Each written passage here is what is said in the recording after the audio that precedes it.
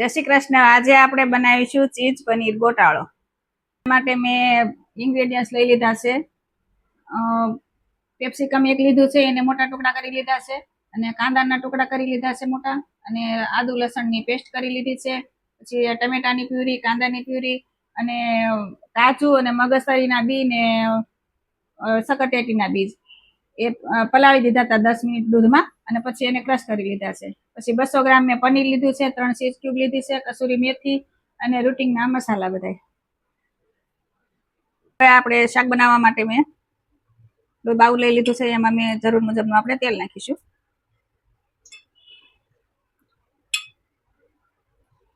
ચાર ચમચા તેલ લીધું છે, હવે એને આપણે ગરમ થવા દઈશું। હવે આપણે એમાં કેપ્સિકમ થોડા ફ્રાય કરી લઈશું।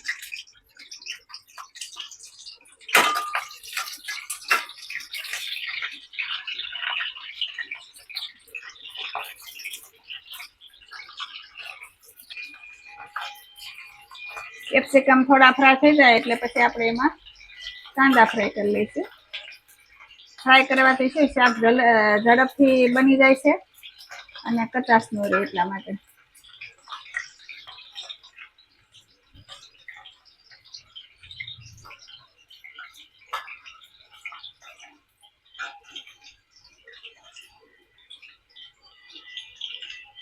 હવે આપણે આને બહાર કાઢી લઈશું।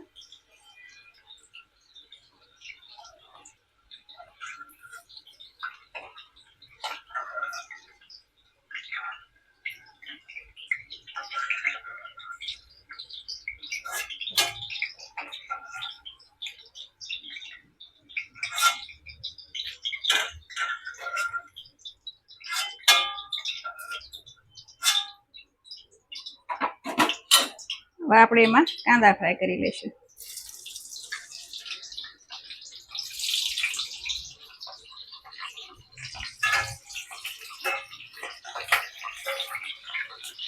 કાંદા ફ્રાય થઈ ગયા છે,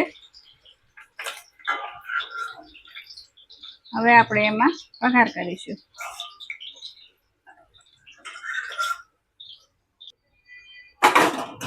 હવે આપણે એમાં ખડા મસાલા કરીશું।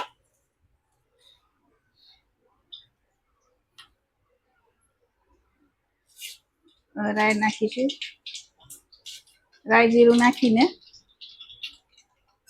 ફૂટવા દઈશું।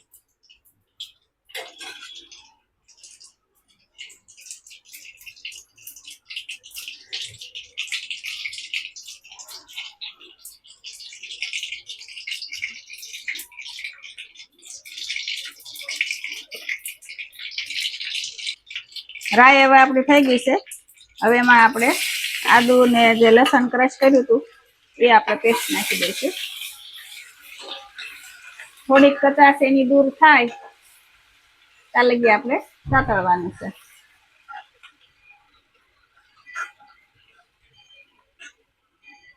હવે એમાં આપણે થોડી હિંગ નાખીશું અને ગરમ મસાલો, મીઠા લીમડાના પાન નાખીશું। હવે એમાં જે આપણે કાંદાની પ્યુરી કરી છે ને એ આપણે ઉમેરી દઈશું।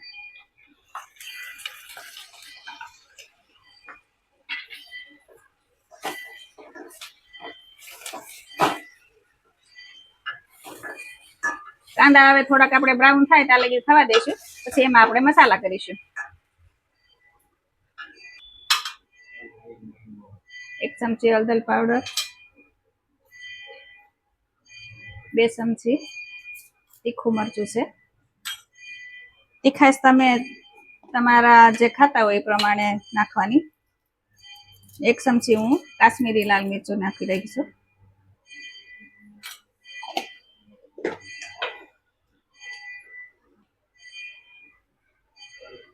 એક ચમચી નમક, બધું આપણે એમાં મિક્સ કરી દઈશું।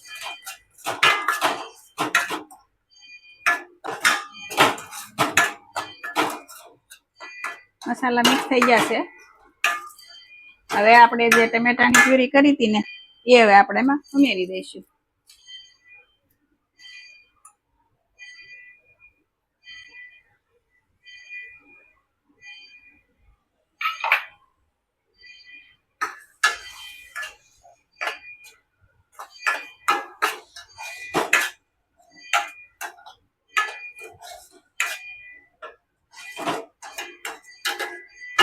હવે બરાબર ગ્રેવી થીક થઈ જાય ત્યાં લગી હવે આપણે 2 મિનિટ ધીમા ગેસે થવા દઈશું. ઢાંકણ ઢાંકીને 2 મિનિટ થવા દઈશું. હવે આપણે ગ્રેવી ચેક કરી લઈશું. સરસ મજાની ગ્રેવી આપણી તૈયાર થઈ ગઈ છે. હવે એમાં આપણે જે મગજતરીના બી, કાજુ, ખસખસ બધું પીસ્યું હતું ને એ હવે આમાં ઉમેરી દઈશું.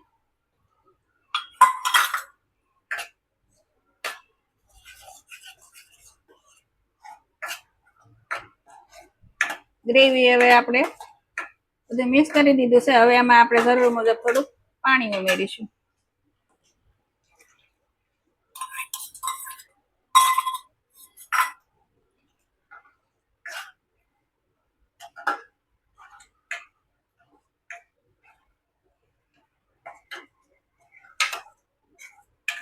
ગ્રેવીને હવે આપણે થોડીક વાર ઉકળવા દઈશું. પછી એમાં આપણે જે કેપ્સિકમ અને કાંદા જે ફ્રાય કર્યા છે એ એમાં આપણે ઉમેરી દઈશું. 2 મિનિટ થવા દઈ. ચલો હવે ગ્રેવી આપણી બની ગઈ છે. હવે એમાં આપણે જે કાંદા અને કેપ્સિકમ ઉમેરી દઈશું.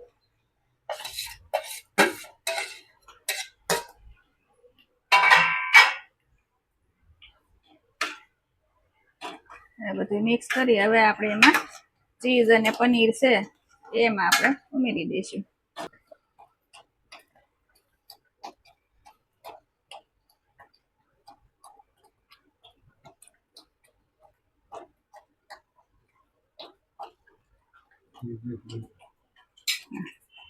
પનીર આપણે નાખી દીધું, ઉમેરી દીધું છે. હવે આપણે એમાં ચીઝ ઉમેરી દઈશું.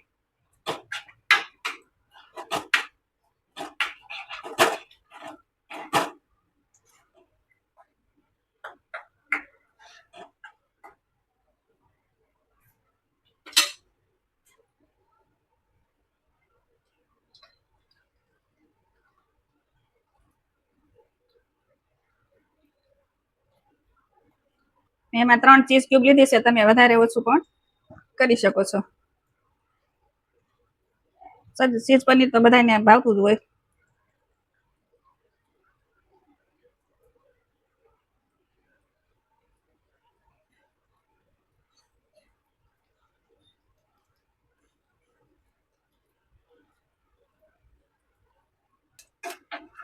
હવે આપણે એને ચડવા દઈશું બરાબર.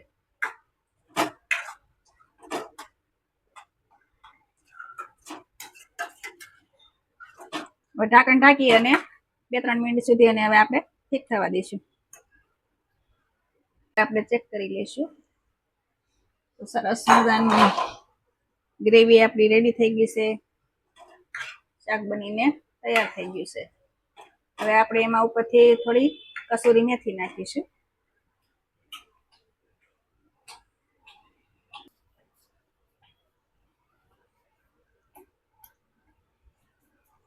ને લીલા ધાણા નાખીશું.